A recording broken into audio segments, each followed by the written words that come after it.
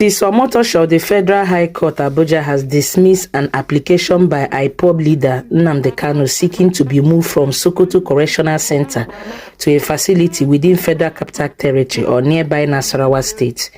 Nnamdi Kanu was acting through his legal counsel, who had filed an expert motion asking the court to order the federal government or the Nigerian Correctional Center to immediately relocate him to Kuje Custodial Center in Abuja or Kefi Custodial Center in Nasarawa. Alternatively, he also requested a transfer to any custodial facility within the court jurisdiction, such as Suleja or Kefi, to allow him properly pursue his appeal. Omotosho, he refused the application, ruling that such an order could only be granted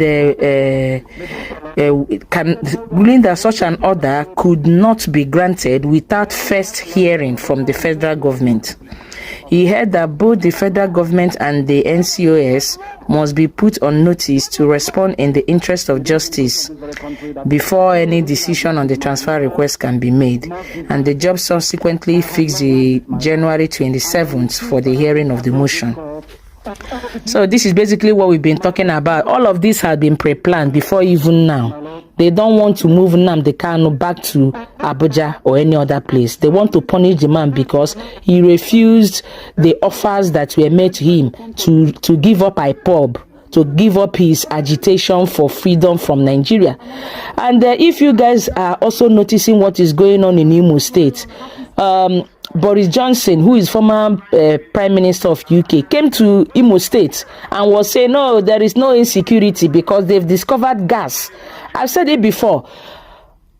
The UK is behind this Nnamdi Kanu's incarceration. Yes, they are the ones that tipped Kenya to say, look, he's on his way to Kenya. Go and arrest him there.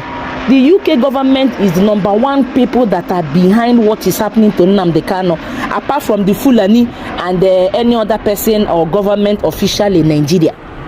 I believe very much so they are the ones that are calling the shots, because they know that Nnamdi Kanu wanting Biafra to be broken out of Nigeria, it is against their business, because Nigeria is a business for them. You know, Nigeria is a company. It is not a proper country. If we are to tell ourselves the truth, they believe that if we are to break away, then all their power on our resources in the south, that they are going to lose it, and they don't want it, and so they see Nnamdi Kanu as a threat. You know, guys, let me know what you think about this. I think they should at least move him to a place that he used to be in, that